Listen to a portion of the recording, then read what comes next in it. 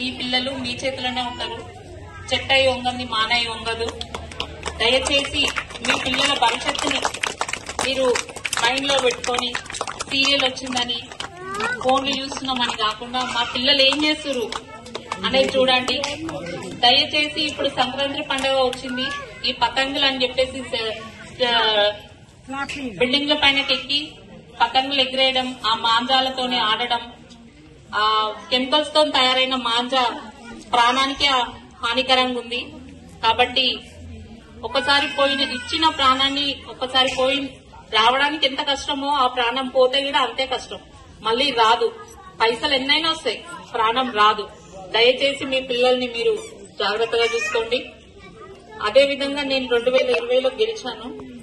గెలిచినప్పటి నుండి ఇప్పటి వరకు నా వార్డు ప్రజలకి నేను అందరికీ సహాయ సహకారాలు చేస్తూ అందరి ముందు ఉన్నాను.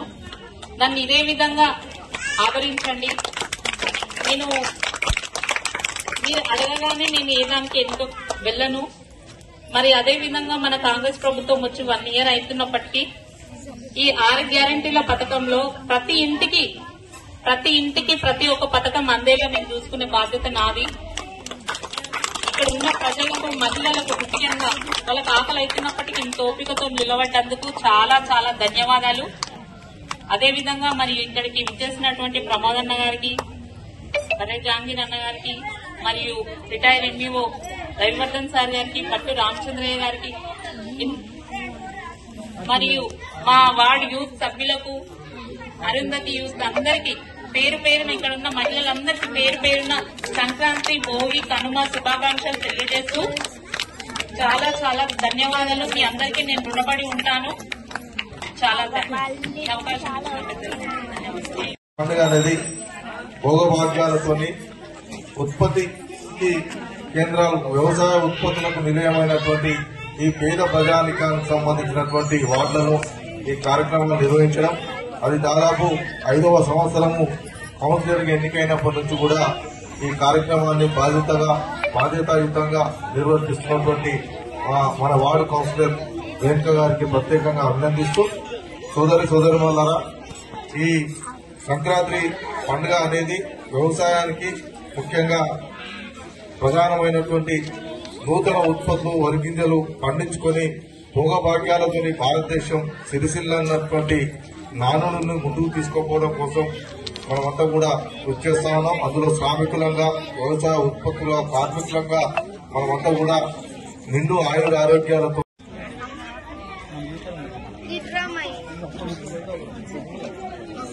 సెకండ్ ప్రైజ్ శిల్పంగ జైత్ర హేమలత కరకాల వెంకటయ్య కలమ్మ బిడ్డ.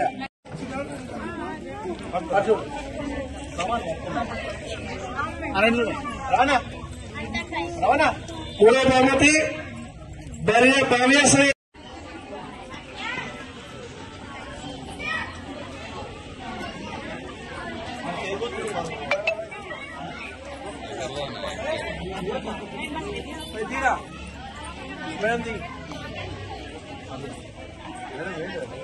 మేడం వేసింది, మేడం కూడా సార్ మన అమ్మాయి ఇంకో ముగ్గు మేడం అదే కనక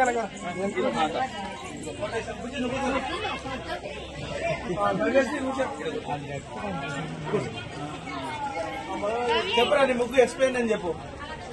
భవ్యశ్రీ నీ ముగ్గు ఎక్స్ప్లెయిన్ చేయి. పాలు పంపిస్తున్నా.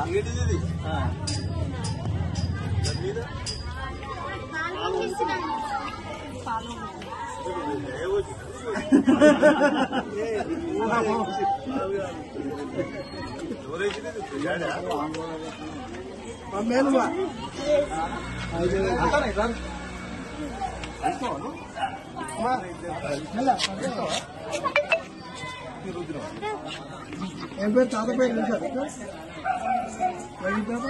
స్వామి ఆయన నువ్వు కూడా సరే సార్ అన్ని పేర్లన్నీ రాసుకొచ్చింది.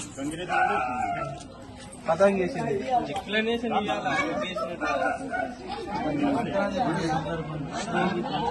అంటలో చెప్పారా.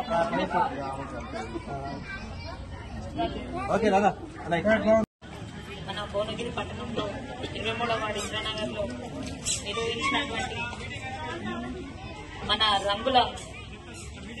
రంగవల్లిక ఈ ముగ్గుల పోటీ అనగానే మహిళలందరూ ఇంట్లో పని వదిలిపెట్టుకుని మరి ఇక్కడికి విచ్చేసి ఇంత అద్భుతంగా వారిలో ఉన్నటువంటి కళా నైపుణ్యాలను బయటకు తీసి ఎంతో చాలా అంటే చాలా గొప్పగా మన ప్రకృతిని, మన సంస్కృతిని, మన ప్రపంచాన్ని ఏలినటువంటి అంబేద్కర్ గారి యొక్క డెమోక్రసీ గురించి, ప్రజాస్వామ్యం గురించి, అదేవిధంగా మరి భోగి మంటలు అంటే ఏంటి, పాడి పంటలు, పైరులు, చిరుధాన్యాలు, భోగి, సంక్రాంతి, కనుమ అన్ని పండుగలు ఒక్కరోజు అయితే మన సంక్రాంతి మాత్రం 3 రోజులు జరుపుకుంటాం. మన రైతన్నలు పండించినటువంటి చిరుధాన్యాలు ఈ సంక్రాంతి పండుగకి కొత్త పండుగలు వచ్చి చిరుధాన్యాలతోని మనం ఎల్లకాలం మన భోగి భాగ్యాలతోని ఇంతే సంతోషంగా ఉండాలని భోగి మంటలు మనలో ఉన్నటువంటి చెడు ఏదన్నా ఉంటే మన మంటలో వెళ్ళిపోవాలని భోగి మంటలు వేసుకొని అదే భోగి మంటలో ఒక కుండ పెట్టి దాంట్లో పాలు వంగించుకొని మన కుటుంబ సభ్యులు అందరూ ఆయుర ఆరోగ్యాలతో ఉండాలని దేవుణ్ణి ప్రార్థిస్తూ ఆ వండిన నైవేద్యాన్ని అందరి కుటుంబ సభ్యులకు తిని మన రైతే రాజు అని రైతన్నలు చాలా గొప్పగా ఊహించుకుంటారు. ఈ సంక్రాంతి చాలా గొప్ప పండగ.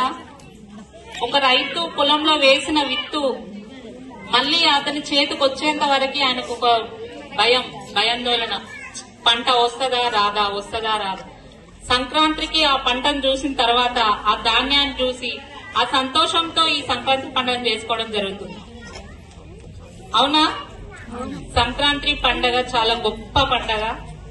కాబట్టి మన పిల్లలకి, మన పెద్దలు, మన తల్లిదండ్రులు నేర్పించవలసిన మన సంస్కృతి సాంప్రదాయాలు ప్రతి పిల్లలకి నేర్పించండి. అసలు మన పిల్లలకి విలువలు నేర్పించాలి.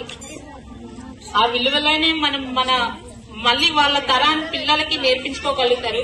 ఇప్పుడు మనం నేర్పించే విద్యనే మన పిల్లలకి వాళ్ళ రేపు భవిష్యత్తుకి ఉపయోగపడుతుంది. కాబట్టి ప్రతి ఒక్క తల్లిదండ్రి పిల్లలకి చాలా జాగ్రత్తగా చూడండి.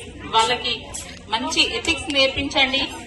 పెద్దల పట్ల గౌరవాన్ని, మరియు స్కూల్ కి వెళ్లిన తర్వాత మా పిల్లలు ఏం చేస్తురు, ఫోన్లు ఇచ్చి కూర్చోబెట్టకుండా మా పిల్లలు ఏం చేస్తురు, అసలు మా పిల్లలు ఫోన్ లో ఏం చూస్తురు.